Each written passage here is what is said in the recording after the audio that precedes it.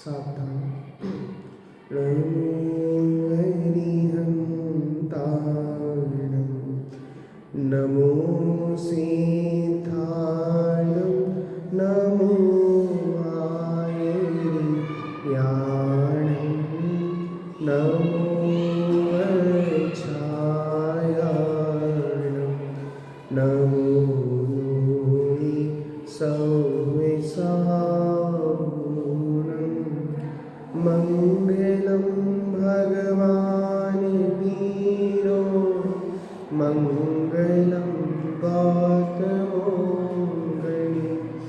मङ्गलं कुन्दार्यो जैन धर्मोऽस्तु मङ्गलं जैन धर्मोऽस्तु मङ्गलम्। हमारी चर्चा आचार्य बादीप सिंह सूरीकृत श्री चतुर चूड़ामणि ग्रंथ पर चल रही है, जिसमें हमने देखा कि जीवंदर कुमार क्षेम श्री को छोड़कर अपनी यात्रा को निकले थे। यात्रा के बीच में ही एक किसान उन्हें मिलता है और उस किसान को योग और पात्र जीव जानकर उसे धर्मोपदेश देते हैं। कल अपन ने देखा था कि हमारे यहाँ दो प्रकार का धर्म कहा है, मुनि धर्म और श्रावक धर्म। श्रावक धर्म और मुनि धर्म दो प्रकार के धर्म कहे हैं, जो मुनिराजों के महाव्रत होते हैं और श्रावकों के अनुव्रत होते हैं। श्रावकों के भी 12 व्रत कहे हैं शास्त्रों में, 5 अनुव्रत, 3 गुणव्रत और 4 शिक्षा। अनुव्रतों की चर्चा और श्रावकों के 8 गुणों की चर्चा अपन ने कल देखी थी। आज अपन गुण व्रतों की चर्चा करते हैं कि गुण व्रतों के कौन कौन से नाम हैं। भोगोपभोग संगारो नर्त दंड व्रतान्विता गुणानुब्रह्मणात् ज्ञेयो दिग्व्रतेन गुणव्रतम्। अनुव्रतों के वर्धक होने से दिग्व्रत के साथ अनर्थ दंड व्रत सहित और भोगोपभोग परिमाण व्रत गुण व्रत जानना चाहिए। देखो, गुण व्रत के 3 नाम दिए हैं। पहला कौन सा दिया है? दिग्व्रत, दूसरा अनर्थ दंड और तीसरा भोगोपभोग परिमाण। कल अपन ने देखा था गुण व्रत किसे कहते हैं? जो अनुव्रतों में गुण उत्पन्न कर दे, क्वालिटी उत्पन्न कर दे, उसको कौन सा व्रत कहते हैं? गुण व्रत। और गुण व्रत के कितने भेद थे? 3। कौन कौन से हैं यहाँ पे? दिग्व्रत, अनर्थ दंड और भोगोपभोग। देखिए सरलार्थ, दिग्व्रत, अनर्थ दंड और भोगोपभोग संगाह, भोग उपभोग परिमाण व्रत को गुण व्रत कहते हैं। जो व्रत अनुव्रतों की अभिवृद्धि में सहायक होते हैं, उनमें दृढ़ता लाते हैं, उन्हें गुण व्रत कहते हैं। देखो, दिग्व्रत किसे कहते हैं? दिग्व्रत मतलब होता है 10 दिशाओं की मर्यादा। दिग व्रत, दिग का मतलब क्या होता है? दिशाएं। तो जो श्रावक होता है वो आजीवन काल के लिए जीवन पर्यंत नियम ले लेता है कि 10 दिशाओं की कहाँ जाना है और कितना नहीं जाना। अनर्थ दंड व्रत किसे कहते हैं? इसको सरल नाम दे तो बिना फालतू का पाप बांधना, बिना मतलब में पाप बांध लेना, उसको कहते हैं अनर्थ दंड व्रत। चाहिए कम और ज़्यादा करते हैं। ऐसे नहाना हो तो 1 बाल्टी में भी नहा सकते हैं, लेकिन नहाने वाले 1 बाल्टी भी, 2 बाल्टी भी, 3 बाल्टी भी, ये अनर्थ दंड है। लाइट 1 से भी काम हो सकता है, लेकिन 10 लाइट जलाकर प्रदर्शनी करना चाहते हैं, हमारे घर में इतनी लाइटें हैं, इतना सब कुछ है, तो आप इतने जीवों को व्यर्थ में हिंसा कर रहे हो, ये सब अनर्थ दंड है।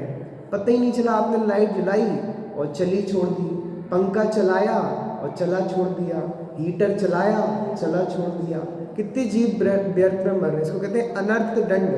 अपने उपयोग में आ रही थी उतनी चीज का तो लाभ लिया, लेकिन व्यर्थ में ही जीवों की हिंसा कर दी, उसको अनर्थ दंड कहते हैं। और तीसरा क्या है? भोगोपभोग, मतलब भोग और उपभोग का परिमाण करना। भोग किसे कहते हैं? जो एक बार भोगने में आए उसे कहते हैं भोग, और जो बार बार भोगने में आए उसे कहते हैं उपभोग। भोजन का क्या होता है? भोग। क्योंकि एक बार जिस भोजन को कर लेते हैं उसको दोबारा खा सकते हैं कि नहीं खा सकते। और कपड़े का होता है उपभोग। एक दिन जो कपड़े पहन लिए तो दूसरे दिन पहन सकते हैं कि नहीं पहन सकते, पहन सकते हैं। तो कपड़ों का होता है उपभोग और भोजनादि सामग्री का होता है भोग। तो दोनों का परिमाण करना ये भी गुण व्रत का तीसरा भेद है। अब देखते हैं शिक्षा व्रत। संप्रोषितोपवासेन व्रतम सामायिकेन च देशाविकासिकेन स्यात् भय्यावृत्त्यं तु शिक्षकम। भय्यावृत्ति, पहला शिक्षक का नाम क्या है? भय्यावृत्ति।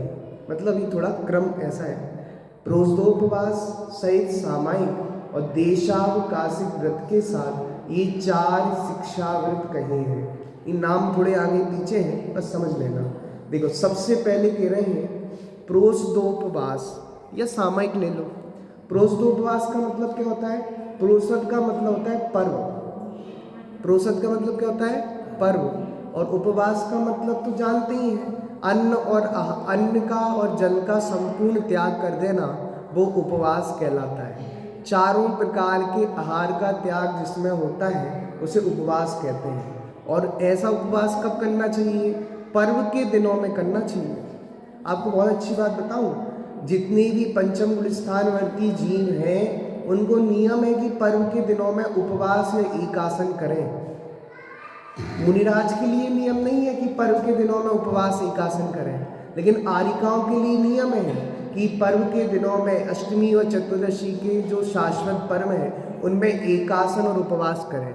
क्षुल्लक महाराज क्षुल्लक जी के लिए नियम है, एलक जी के लिए नियम है कि अष्टमी व चतुर्दशी के दिन उपवास या एकासन करें, लेकिन मुनिराजों के लिए नहीं है। क्यों? ये व्रत किसके होते हैं? श्रावक के। और एलक जी, चुल्लक जी, आरिका माता उत्कृष्ट श्रावक हैं, मुनि नहीं बने, श्रावक ही हैं। पर कौन से श्रावक हैं? उत्कृष्ट श्रावक हैं। तो ये नियम है। जैन निबंध रत्नावली में बहुत सुंदर लेख लिखा है कठारिया जी ने। वो कहते हैं आजकल ऐसी प्रवृत्ति हो गई कि सब लोग मुनियों जैसा आचरण करना चाहते हैं, लेकिन एलक जी, चुल्लक जी, आरिका माता को नियम से पर्व के दिनों में अष्टमी व चतुर्दशी के दिन उपवास या एकासन करना चाहिए। नहीं, एकासन उसका नाम नहीं है। एकासन मतलब होता है भूख से कम लेना, जो तो सामान्य प्रवृत्ति है। ऐसे तो मुनिराज को रोज ही एकासन होगा, मुनिराज को रोज एकासन नहीं होता। एकासन का मतलब दूसरा नाम ऊनोदर, भूख से कम लेना। जो सामान्य भोजन मुनिराज लेते हैं उससे कम लेंगे तब मुनिराज के लिए एकासन कहलाएगा। वो एक भोजी तो हैं, लेकिन एकासन नहीं है उनको निरंतर। और आरिका माताओं के लिए भी नहीं है एकासन, भूख से कम लेने का नाम एकासन होगा, ऊनोदर नाम है ना उसका। तो आरिका माता के लिए कोई लिमिट नहीं है, आप एक बार हाल लेना है तो आप जितना भी ले सकते हो, लेकिन एकासन के दिन, ऊनोदर के दिन भूख से कम लेंगे उसको अपन। ये आप अंदर समझना, मुनिराज को रोज ऊनोदर नहीं होता विपिन भैया, रोज ऊनोदर नहीं होता। ऊनोदर कब कहेंगे? जब भूख से कम लेंगे। पहले मैं भी ये सोचता था, बहुत दिन बाद सोचते सोचते विचार आया कि ऊनोदर तो भूख से कम का नाम होगा। तो रोज उपवास तो रोज तब तो होते नहीं मुनिराज को, तब तो विशेष दिन ही होगा, इसलिए वो मुनिराज का सामान्य भोजन है। तो सामान्य भोजन से जिस दिन नियम पूर्वक कम लेंगे, पेट से कम खाएंगे, अपन उसको ऊनोदर कहेंगे। हाँ बोल दो, वो मूल गुण ही है ना, एक भोजी होते हैं सप्त शेष गुण में, तो अपन एक बार हाल लेते हैं। हाँ अंतर है। जिनसे मुनि व्रत पालन करने, प्रोषदोपवास हो गया। अब दूसरा क्या है? सामायिक। तो सामायिक किसे कहते हैं? तो श्रावकों के लिए कम से कम 2 बार तो सामायिक करना उचित है। पुरुषार्थ सिद्धि उपाय में बहुत अच्छी बात कही थी कि सुबह की सामायिक और शाम की श्रावक तो श्रावक कर सकता है, लेकिन दोपहर के टाइम में घर गृहस्थी में बिजी होता है, इसलिए उसकी अनिवार्यता नहीं है। 2 बार की सामायिक तो उसके लिए अनिवार्य है, लेकिन 3 टाइम की सामायिक उसके लिए अनिवार्य नहीं है। लेकिन जो मुनिराज है वो 3 बार सामायिक करते हैं। पर यहाँ तो हम श्रावकों के व्रत की चर्चा कर रहे हैं। सामायिक मतलब समता भाव, जो पढ़ा है उसका चिंतन करना। देश व्रत का मतलब जो अपन ने दिग्व्रत में नियम लिया था कि हम भारत के बाहर नहीं जाएंगे आजीवन के लिए, उसमें और मर्यादा कर लेना, पर किस समय के हिसाब से, महीने के हिसाब से। इसमें क्या है, उसमें आजीवन मर्यादा होती है, इसमें आजीवन मर्यादा नहीं होती। और भैया वृत्ति का मतलब तो समझते ही हैं, भैया वृत्ति का मतलब सेवा करना। सेवा का मतलब सिर्फ यही नहीं है पैर दबाना, हाथ दबाना, इसका ही नाम मात्र भैया वृत्ति नहीं है। वहाँ रत्नगढ़ शाब्काचार्य में पूज्यवंश समंतवद्धाचार्य कहते हैं दानम भैया वृत्तिम, दान देना भी भैया वृत्ति है। आप मुनिराज को आहार दान दे रहे हो, ये भैया वृत्ति कर रहे हैं मुनिराज की। अगर आप मुनिराज को आहार दान नहीं दोगे तो मुनिराज के शरीर की सामर्थ्य घट जाएगी, और शरीर की सामर्थ्य घट जाएगी तो तप इत्यादि नहीं कर पाएंगे। इसलिए मुनिराज के लिए भैया वृत्ति तो पहले यही है, आहार दान देना, पैर दबाना, और तो भैया वृत्ति के अंग है ही। तो भैया वृत्ति का मतलब बहुत कुछ होता है, बहुत बड़ी है भैया वृत्ति। हाँ, उसी को अपन ने इसलिए समंतबद्ध आचार्य ने हाँ भैया वृत्ति के अंदर ही दान को ले लिया, अतिथि सम्मान। जिनसे मुनि व्रत का पालन करने का अभ्यास बना रहे उसे क्या कहते हैं, शिक्षा व्रत कहते हैं। चलिए, गुण व्रत का संग। परिचिन्न दिशि प्राप्तिम त्यागम निष्फल दुष्कृति मितान्नस्त्यादिकत्वं च कृत्यम विद्धि गुणव्रते। गुणव्रत में मर्यादित दिशा में जाना, निष्प्रयोजन पापों का त्याग और परिमित अन्न, स्त्री आदि भोगोपभोग पदार्थों का सेवन, यह कार्य जानो। अब तो गुण व्रतों का विस्तार करते हैं। 10 दिशाओं की मर्यादा कर आजन्म उनके बाहर जाने के त्याग को दिग्व्रत कहते हैं।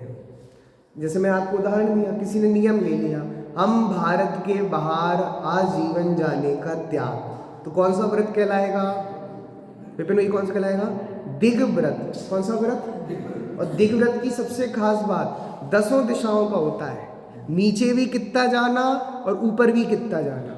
नीचे कोई गुफा है, तलगर है, वहाँ भी कितना जाना उसकी भी मर्यादा होती है, और ऊपर हवाई जहाज से कितना उड़ना, कितनी मंजिल घर बनाना, उसकी भी मर्यादा ली जाती है।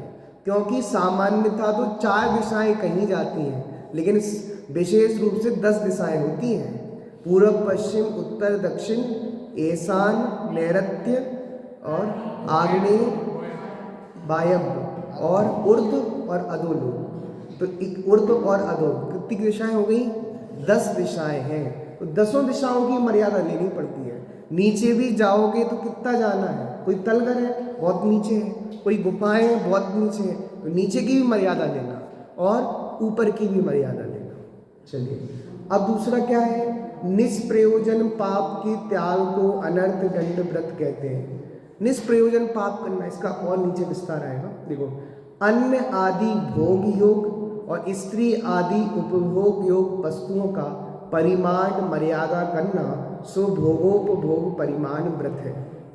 विशेषार्थ तत्वार्थ सूत्र शास्त्र में भोगोपभोग परिमाण व्रत को शिक्षा व्रत के अंतर्गत लिया है, यहाँ गुण व्रत में गर्वित किया है।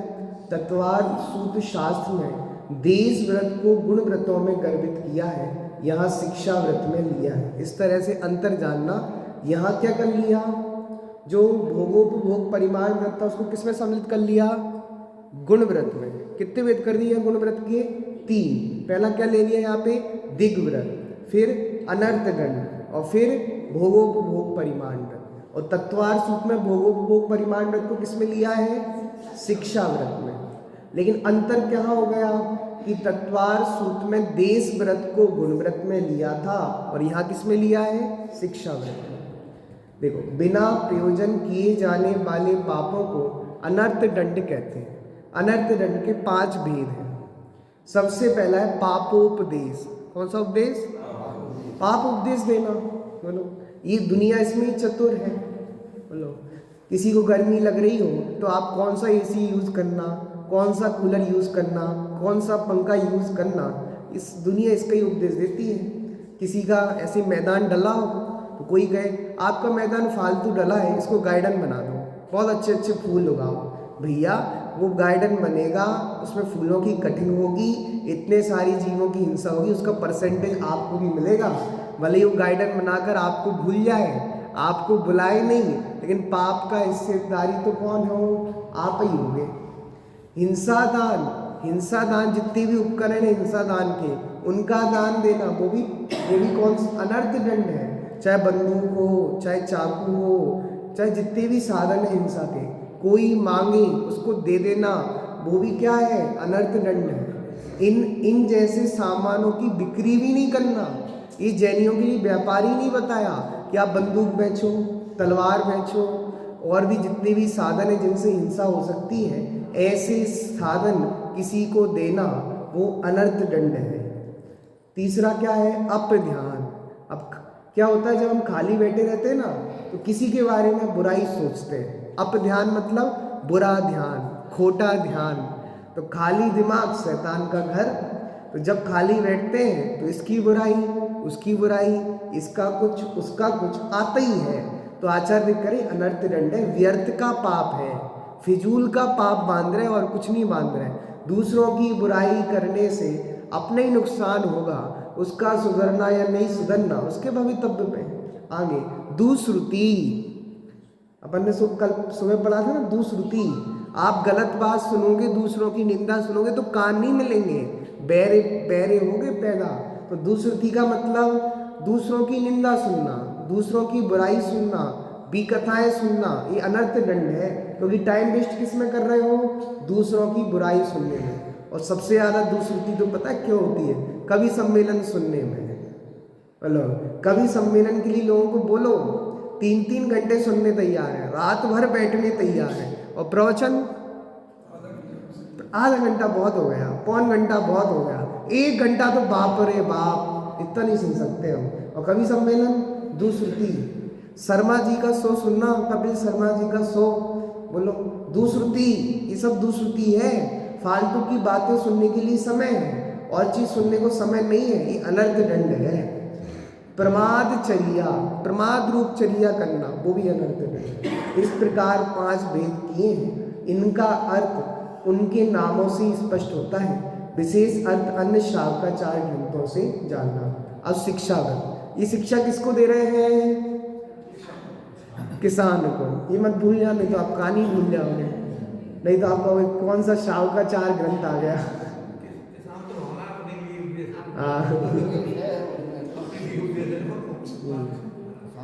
वो तो आचार्य तो तत्व ज्ञान परोसना चाहते हैं, ये तो पात्र हैं। वो तो जीवंदर कुमार भी पात्र ही हैं। उन्हें बताना तो हमें अहिंसा है, सत्य है, सिद्धांत है, नीति है। जीवंदर कुमार तो बहाना है कि लोग बैठ जाए जीवंदर कुमार के नाम से, पढ़ाएंगे तो हम अपनी बात, पैकिंग भले ही और किसी की कर दें, माल तो अंदर तत्व ज्ञान का ही होगा, और कुछ नहीं है।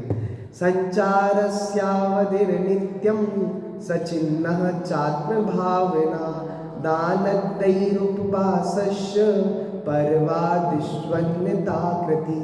शिक्षा व्रत में गमन की नित्य मर्यादा करना, कुछ चिन्ह द्वारा विशिष्ट काल निश्चित कर सब जीवों में समता आदि भाव से आत्मा का चिंतन करना, मुनि दानादि सहित अष्टमी चतुर्दशी आदि पर्व के दिनों में उपवास करना ही कृत्य जानो। सलाह, जीवन पर्यंत ली गई दिग्व्रत की मर्यादा में से भी घड़ी, घंटा, मास, वर्ष आदि समय तक एवं बाग, ये लिखा ही है दौलत राम जी ने छेड़ा था, ताई में फिर गांव गली बाजार गए बाग बजारा, हाँ इस तरह से उसमें लिखा है, आदि के चिन्ह सहित जाने आने की मर्यादा को सीमित करना सो देश व्रत कहलाता है।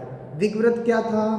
आजीवन के लिए मर्यादा बांध दी कि अब मैं भारत के बाहर कभी भी नहीं जाऊंगा। अब पूरा भारत घूमने भी हम रोज थोड़ी ना जा रहे हैं। कश्मीर कब जा रहे हैं? बोलो, कन्याकुमारी कहाँ जा रहे हैं? रोज तो नहीं जा रहे।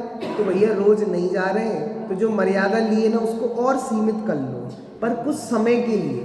रात को सोते समय भी आप ये मर्यादा ले लो कि मैं घर के बाहर नहीं जाऊंगा, मोहल्ले के बाहर नहीं जाऊंगा, आपका देश व्रत हो गया। क्योंकि कुछ समय के लिए मिली मर्यादा, और इससे आप व्यर्थ के पाप से बच गए। ले लेना चाहिए, इसको कहते हैं फ्री का पुण्य बांधना।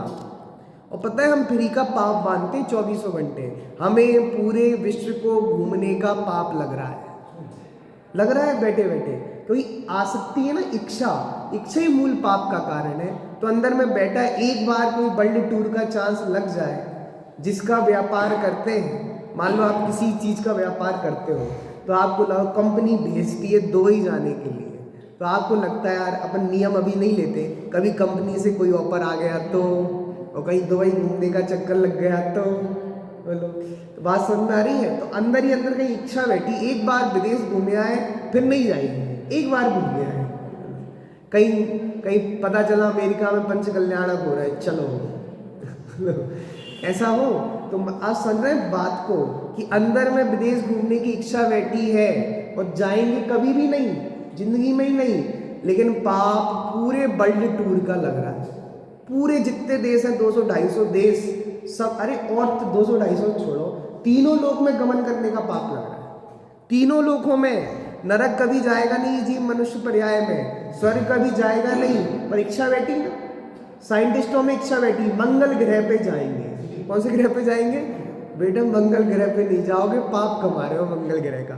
24 घंटे चिंतन, एक बार मंगल ग्रह पे उतर जाए, एक बार चांद पे उतर जाए, बोलो पाप कमा रहे तीनों लोगों में जाने का।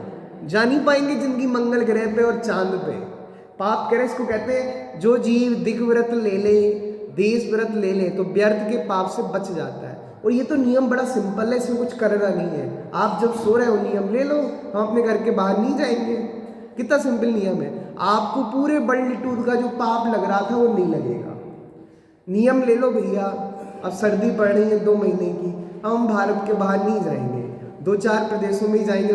घूमते कहाँ है? हमारी जिंदगी 2-4 प्रदेशों में ही घूमती है। या मध्य प्रदेश में तो है ही, शिखर जी जाना है तो झारखंड चले जाएंगे, पास में बिहार चले जाएंगे, दिल्ली मुंबई चले जाएंगे। इससे ज़्यादा कहाँ जाता है कोई? इतना ही जाते हैं, 5-10 प्रदेश से ज़्यादा नहीं घूमेंगे हम। ज़्यादा गुजरात चले जाएंगे, गिरनार जी करना है, इतना ही जाएंगे। लेकिन पाप तो पूरे विश्व में घूमने का लग रहा है। इसलिए सोते समय प्रतिज्ञा ले लो, हम आज सुबह तक अपने घर के बाहर नहीं जाएंगे, या आज का दिन है अष्टमी और चतुर्दशी का, आज हम अपने नगर के बाहर नहीं जाएंगे, अपने ज़िले के बाहर नहीं जाएंगे। वो लोग ले सकते हैं ना, हमें पता ही रहता है कि आज जाना है और कल नहीं जाना। समझ में आया? तो इस तरह से हम व्यर्थ के पापों से बच सकते हैं। आत्मा की भावना अर्थात अपने व्यक्ति ज्ञान को त्रिकाली निज भगवान आत्मा में संलग्न करना है सामायिक। सामायिक का नाम समता भाव। सामायिक समय जो समय आत्मा है उसमें ही लगा देना, उसका नाम है सामायिक। अतिथि संविभाग, जिसको भैयावृत्ति भी कहा है। आहार आदि 4 प्रकार के दानों के माध्यम से मुनिराज तथा व्रती एवं अविरत सम्यक दृष्टि श्रावक रूप अतिथियों की सेवा करने को भैयावृत्ति अथवा अतिथि संविभाग व्रत कहते हैं। कितने प्रकार के दान होते हैं? दान 4 प्रकार, 4 संग को दीजिए, धन बिजली उन्हें नर भव लाओनी। 4 प्रकार के दान है, आहार दान, अवय दान, औषधि दान और ज्ञान दान। और कितने संघ को देना है? 4 संघ को। तो कौन से संघ को कौन सा दान दें? मुनिराज को कौन सा दान देना चाहिए? हार मत दो, शास्त्र दान। ऐसा कोई नियम नहीं है कि एक संघ को एक ही दान दें। 4 जैसे संघ हो, जैसी आवश्यकता हो, वैसा दान देना चाहिए। तो दान 4 प्रकार और 4 संघ को दीजिए। इसका मतलब लोग कलेक्शन मिटा लगते हैं। दान 4 है और व्यक्ति भी कितने हैं? मुनि, आर्यिका, श्रावक और श्राविका। 4 में से किसको 4 दें? चारों ही देना है। जिसको जो योग्य हो उसको वो देना। मुनिराज को शास्त्र की आवश्यकता हो तो शास्त्र देना, जिस समय आहार की आवश्यकता उस समय हार देना, बीमार हो तो औषधि दान देना, बोलो उपसर्ग आदि हो तो अवय दान देना। ये सब श्रावक के कर्तव्य है। मुनिराज के लिए 4 दान। बताओ मुनिराज हमारे लिए कौन सा दान देते हैं? मुनिराज हमारे लिए तो ज्ञान दान देते हैं, हमें संसार के भय से निर्भय कर देते हैं तो अभय दान देते हैं, और मिथ्यात्व रूपी जहर को उतारने के लिए सम्यक रूप औषधि बताते हैं तो औषधि दान देते हैं। और बताओ, श्रावकों का आहार तो, श्रावकों की खुराक तो स्वाध्याय है, जिनवाणी है, वो भी उनने मुनिराज ने दी है। आप मुनिराज को दान देते, इसका मतलब ये हमें समझना आपको दान नहीं देते, मुनिराज आपको भी दान देते हैं। देखिए, ये हो गया अपना अतिथि संविभाग व्रत। अतिथि संविभाग शब्द बहुत गड़ा है। अतिथि संविभाग, अतिथि मतलब कौन है? जिनकी आने की कोई तिथि, ऐसे अतिथियों को समविभाग, अपने लिए जो बनाया गया आहार हो उसमें से विभाग करके देना, अलग से नहीं डालने ना। लिखा 46 प्रकार के 200 होते ना, उनमें लिखा जैसे आपके घर में मुनिराज का आहार हुआ और आपको पता चल गया, हमने पड़गा लिया और मुनिराज आ रहे हैं, अपने का आटा कम लग रहा है, थोड़ा और मिला दे रहे हैं और उसल ले रहे हैं, दोष है ये। और मुनिराज को पता चल जाए तो आहार नहीं लेंगे। तो मैं शाश्वत, अब अगला शाश्वत पर्व अष्टमी व चतुर्दशी। अष्टमी और चतुर्दशी कैसे पर्व हैं? शाश्वत पर्व हैं, अनादि काल से चल रहे हैं और अनंत काल तक चलेंगे। पश्चात के दिनों में एकासना पूर्वक अष्टमी और चतुर्दशी को उपवास रखकर एकांत वास में रहकर संपूर्ण सावध योग को छोड़कर एवं सर्व इंद्रियों के विषयों से विरक्त होकर धर्म ध्यान में संलग्न रहना सो प्रोष्ठोपवास व्रत कहलाता है। अब इन सब अनुव्रतादि की महिमा। अनुव्रति व्रतेरे तई क्वचित देशे क्वचित क्षणे महाव्रती भवेत् तस्मा ग्राह्यं धर्ममगारिणाम। अनुव्रति श्रावक इन व्रतों से किसी देश व किसी समय में उपचार से महाव्रती हो जाता है। ये सब देन समंतबद्ध आचार्य की है। समंतबद्ध आचार्य कहते हैं अनुव्रति भी उपचार से महाव्रती हो गया। कैसे? महापुरुषार्थ सिद्धि उपाय में तो एक एक व्रत पे घटाया है। सबसे खास बात, 12 व्रत है ना, 12 व्रतों में वो महाव्रती कैसे सिद्ध होता है, एक एक घटाया है। जैसे अपन एक पे घटाओ, अपन लो दिग व्रत को। कौन से व्रत को लो? दिग व्रत को। अब दिग व्रत में किसी ने नियम ले लिया, मैं भारत के बाहर नहीं जाऊंगा, ले लिया नहीं लिया। अब भारत के बाहर उसके ना त्रसजीवों की हिंसा होगी ना स्थावर जीवों की हिंसा होगी, तो मर्यादा के बाहर के क्षेत्र की अपेक्षा वो जीव कौन हो गया? महाव्रती हो गया। तो ये महाव्रत किसे कहते हैं? संपूर्ण पापों का त्याग। अब भारत के बाहर जाएगा नहीं, तो भारत के बाहर कोई भी जीव हो, चाहे त्रस हो चाहे स्थावर हो, दोनों जीवों की हिंसा का त्याग हो गया तो वो जीव उपचार से महाव्रती बन जाता है। किससे? उपचार से। सचमुच नहीं, सचमुच बनता तो जिस क्षेत्र में है वहां भी समस्त हिंसा का त्याग होना चाहिए। एक शैली आचरण के है। अनुव्रती और देश व्रत श्रावक इन गुणव्रत और शिक्षा व्रत के कारण किसी अनुकूल देश और योग काल में महाव्रतधारी अर्थात मुनिराज भी हो सकता है। अतएव हे कृषक, तुम धर्म को अंगीकार करो, तुम्हारा कल्याण होगा। हाँ, तुम श्रावक धर्म को अंगीकार करो, तुम्हारा कल्याण होगा। देखिए विशेषण, सुकार्ति एक सामान्य कृषक के सामने आने पर जीवनधर कुमार को उस उपदेश देने का भाव उत्पन्न हुआ। इस घटना से हमें निर्णय कर सकते हैं जिसकी भली होनार होती है, जिसे तत्व और धर्म सुनने समझने का समय आ जाता है, उसे समझाने वाला सहज ही मिल जाता है। बहुत अच्छी बात कही। अगर तुम्हें समझाने वाला नहीं मिल रहा, इसका मतलब तुम्हारे पुण्य में कमी है। समझ आया? कृषक का पुण्य का उदय देखो, कहाँ मार्ग में कौन समझाने वाले मिल गए, तत्व की बात सुनने वाले, उसे समझाने वाला सहज ही मिल जाता है। सुनने वाला तैयार हो तो सुनाने वाला नहीं मिलेगा, ये बात हो ही नहीं सकती। विशिष्ट कार्य के लिए उपादान तैयार हो और निमित्त मिल ही जाता है। अतः निमित्त खोजने की आकुलता करना समझदारी का काम। हमने तो महावीर भगवान के प्रसंग में देखा है, उपादान तैयार हो तो निमित्त तो आकाश से उतरते हैं। उपादान तैयार था सीन की पर्याय में, तो दो मुनिराज कहाँ से उतर के आ गए? कुदरत ने व्यवस्था की, इसे कहते हैं कुदरती व्यवस्था। आपका उपादान तैयार होना, कुदरत व्यवस्था करता है पहले आगे। अब देखो, अब कहानी स्टार्ट हो जाती है अपनी, बहुत 2-3 दिन बाद स्टार्ट हुई है। देखो, कृषक द्वारा व्रतों को स्वीकार। अब कृतज्ञ कहता है आपने बहुत अच्छे व्रत बताए हैं, हम उनको अंगीकार करते हैं। इत्युक्ता प्रत्यगृणा च साधर्मं गृहमेदिना कहा कदा की दृश्यो नास्या भाग्ये सति पचेनि। इस प्रकार उपदेशित उस किसान ने गृहस्थ धर्म का स्वीकार किया। निश्चय से उत्तम भाग्य के उदय होने पर कौन किस समय कैसा नहीं हो जाता। सरलार उपयुक्त प्रकार से कृषक ने जीवनधर कुमार से धर्म का उपदेश सुनकर श्रावकों के व्रतों को स्वीकार किया। यह योग्य ही है। पूर्ववत पुण्य कर्म का उदय आने पर कौन कब और कैसा महान बनेगा ये कह नहीं सकते। साधारण मनुष्य की अकल्पित महानता को प्राप्त कर लेता है। कौन जानता हो किसान व्रती बन जाएगा, आत्म कल्याण कर लेगा। इसलिए भैया किसी को निम्न दृष्टि से देखो ही मत। कौन जीव अपने से पहले भगवान बन जाए। कोई नौकर भी हो ना, उसे हीन दृष्टि से मत देखना, उसकी बुराई मत करना। सुबह प्रसंग आया था ना, जो नौकरों को परेशान करते हैं, उनसे गलत भाषा का इस्तेमाल करते हैं, वह निर्धन होते हैं भविष्य में। निर्धनता का कारण है, दरिद्र होते हैं भविष्य में। इसलिए कौन कब भगवान बन जाए, वो नौकर हमसे पहले भगवान बन के मोक्ष से चला जाए। सब जीव भगवान है और भगवान बन जाएंगे, कब किसकी योग्यता चेत जाए। इसलिए किसी को दीनहीन दृष्टि से मत देखो।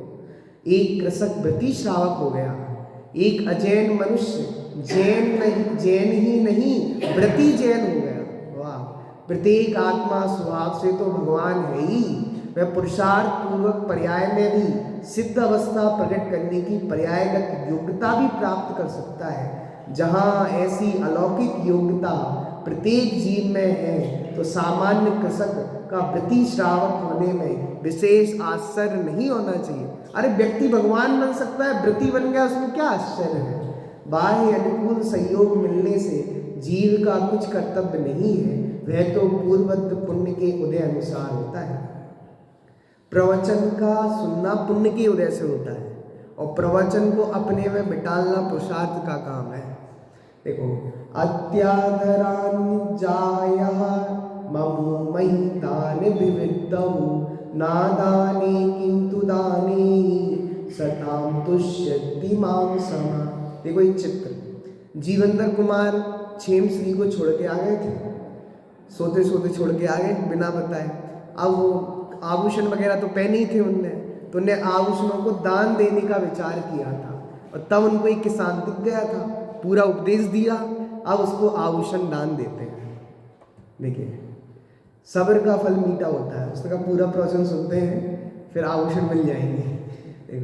दान की ज्ञाता उन जीवनधर कुमार ने अत्यंत आदर से अपने आभूषण उस किसान को दिए। निश्चय से सज्जन पुरुषों का हृदय दूसरों को दान देने में ही संतोषित होता है, ना कि दूसरों से दान लेने में। सज्जन पुरुष तो दूसरों को दान देने में संतुष्ट होते हैं। हमारा भाग्य था इसलिए हमने दे दिया। भाग्यवान जीव ही दूसरों को दान दे पाता है। बोलो, जीवनधर कुमार ने अपनी भावनानुसार स्वांता सुखाए अपने आभूषण उस कृषक को अत्यंत आदर पूर्वक दान स्वरूप प्रदान कर दिए, क्योंकि सज्जन पुरुष दान देने में ही प्रसन्न रहते हैं, दान लेने में नहीं। दान लेने में लोभ कषाय की मंदता रहती है। दान देते हैं ना तो क्या घटती है, लोभ कषाय घटती है, और लेने में लोभ कषाय की तीव्रता होती है। बताओ, दान लेने में फायदा है कि देने में फायदा है? सज्जन पुरुष तो कषाय के अभाव की ही भावना रखते हैं।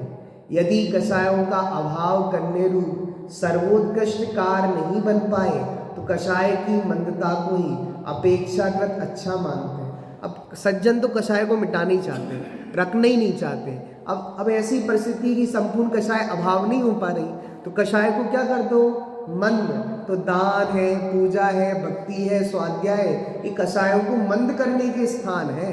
यहाँ आकर जीव कषायों को मंद करता है, इसलिए दान देने से लोक कषाय मंद होती है, और जिनकी लोक कषाय मंद होगी धीरे धीरे मंदता को प्राप्त होकर समाप्त हो जाएगी। सज्जनों की प्रशस्त कार्यों में दान देने की प्रवृत्ति से जगत में अनेक परोपकारी करने वाली बड़ी बड़ी संस्थाएं चल रही बड़ी बड़ी संस्थाएं सज्जनों के कारण पात्र जीवों को यथा समय सहायता मिल रही है और मिलती रहेगी। कृषक आनंदित हो गया, गहने मिल गए, आभूषण मिल गए, अब थोड़े बहुत तो होंगे आभूषण, हीरे जवाहरात के आभूषण होंगे। अनर्घ्या कल्प लावाश धर्म लावाश प्रिय तादात्मिक सुख प्रीति संसृतौ ही विशेषता। वह किसान बहुमूल्य, कौन से, हीरे जवाहरात वाले आभूषणों के लाभ से और धर्म के लाभ से अत्यंत प्रसन्न हुआ। दो चीजों से प्रसन्न हुआ है, मात्र आभूषणों से प्रसन्न नहीं हुआ, एक और चीज क्या मिल गई, धर्म लाभ मिला है। निश्चय से संसार में जीवों को तात्कालिक विषय सुखों की प्रीति विशेष रीति से होती है। सरलार्थ, इस जगत में मनुष्य को तात्कालिक लाभ की प्राप्ति अतिशय आनंद देने वाली होती है। कृषक को तत्काल धर्म लाभ के साथ आभूषणों की प्राप्ति होने से विशेष आनंद हुआ। जीवंदर कुमार की शादी में मिले हुए सर्व अलंकार गरीब कृषक को मिल जाने से गरीब वह अतिशय सुख का अनुभव कर रहा है। अब कुछ लोगों के लिए प्रश्न हो सकता है कहानी सुनकर, अब इतनी शादी हुई थी 4, छोड़ के आ गए, लेने जाएंगे कि नहीं जाएंगे? छोड़ के आ गए, लेने जाएंगे कि नहीं जाएंगे? जाएंगे। अब पहले अपनी व्यवस्था कर ले, सेट हो जाए, सबको बुला लेंगे। पुण्य रूप परिणामों से तत्काल पुण्य कर्म का बंध होता है, पर उनका फल तत्काल नहीं मिलता। आपने कोई काम किया, उसका फल तत्काल मिले ऐसा नहीं है। दादा बहुत पहले एक बात कहा करते थे, धर्म में और कर्म में अंतर होता है। क्या कहा? धर्म में और कर्म में अंतर होता है। धर्म उसे कहते हैं जिसका तत्काल फल मिलता है, और कर्म उसे कहते हैं जिसका तत्काल फल नहीं मिलता। धर्म करते ही तुरंत सुख होता है, आत्मा का अनुभव करो, नियम से उसी समय सुख होगा। लेकिन आपने कोई पुण्य कर्म किया, भक्ति पूजा की, उसका तत्काल फल नहीं मिलता। गारंटी से आवादा काल निकल जाने पर कुछ समय बाद उदय मिलता है, उदय आता है उसका। तो कर्म किसे कहते हैं जिसका गारंटी से फल तुरंत नहीं आता, और धर्म उसे कहते हैं जिसका गारंटी से फल तुरंत आता है। क्षण भर निज रस को पी चेतन, मिथ्यामल को धो देता है। कासायिक भाव विनष्ट किए, निज आनंद में अमृत पीता है। धर्म इसको कहते हैं तुरंत फल आए, और कर्म उसको कहते हैं जिसका तुरंत फल नहीं आता। देखो, जिस समय बाह्य संयोगों की ये पढ़े, हाँ, उनका फल अनेक वर्ष व्यतीत होने के बाद, अनेक भाव निकल जाने के बाद भी मिलता है। ऐसा भी हो सकता है आपने कोई कर्म बांधा और उसका फल इस भाव में नहीं आया, अगले भाव में नहीं, अनेक भाव बाद भी मिल सकता है। इस कारण जिस समय बाह्य संयोगों की अनुकूलता रूप पुण्य कर्म का फल मिलता है, उस समय ये फल किस पुण्य कर्म का है इसका निर्णय जीव को नहीं हो सकता। अतः किसान को तो अलंकारों की प्राप्ति से विशेष सुख हुआ, और जीवनधर कुमार का अन्यत्र प्रस्थान। तम विसज्ज तथा स्वामी तस् स्मृत्येव निर्ययौ, प्रत्यक्षे च परोक्षे च संतो ही समवृत्तिका। इसके अनंतर जीवनधर कुमार उसको छोड़कर उसका स्मरण करते हुए ही वहां से चल पड़े। निश्चय से सज्जन पुरुष सामने और पीठ पीछे दोनों अवस्था में एक सा व्यवहार करने वाले होते हैं। सज्जनों की पहचान बड़ी सुंदर है। क्या लिखा कि उसके सामने भी वैसे ही होते हैं और पीठ के पीछे भी वैसे होते हैं। किसान था, उसके सामने भी मधुर व्यवहार किया, अब वो चला गया, उसके बारे में तब भी अच्छा सोच रहा है। ये सज्जनों की पहचान होती है। जीवनधर कुमार अपने उपदेश से जैन व्रती श्रावक बने। उस कृषक को वहीं छोड़कर मन में उसकी पात्रता का विचार करते हुए आगे निकल गए, क्योंकि सज्जन पुरुष सबके साथ प्रत्यक्ष और परोक्ष में समान व्यवहार करते हैं। अतः जीवनधर कुमार कृषक को वहीं छोड़ने के पश्चात भी उसका विचार करते हुए आगे बढ़ गए। विशेषतः सज्जन पुरुष माया आदि कसायों से रहित सरल स्वभावी होते हैं। बहुत लोगों की आदत यही होती है कि आगे कुछ और पीठ पीछे और कुछ, ये मायाचारी है, सज्जनों की पहचान नहीं है। गुण ग्रहण ही उनका भाव रहता है। स्वयं दूसरों पर उपकार तो करते हैं परंतु उनसे कुछ अपेक्षा नहीं रखते, निरपेक्ष ही रहते हैं। अज्ञानी मनुष्य समागम में आए हुए व्यक्ति से अपेक्षा रखते हैं और अपेक्षा की पूर्ति न होने के कारण दुखी होते हैं। अतएव सबसे निरपेक्ष रहने में शांति और समाधान की सहज प्राप्ति होती है और वास्तविकता में यही सज्जन की पहचान है। तो अब तक की कथा में क्या हो गया, जीवनधर कुमार उस कृषक को मिले, उसको उपदेश दिया, उपदेश के साथ आभूषण दिए और अन्यत्र जाने के लिए निकल गए। अब बताओ कहाँ निकले हैं? 5वीं शादी करने के लिए। अब 5वीं शादी करेंगे।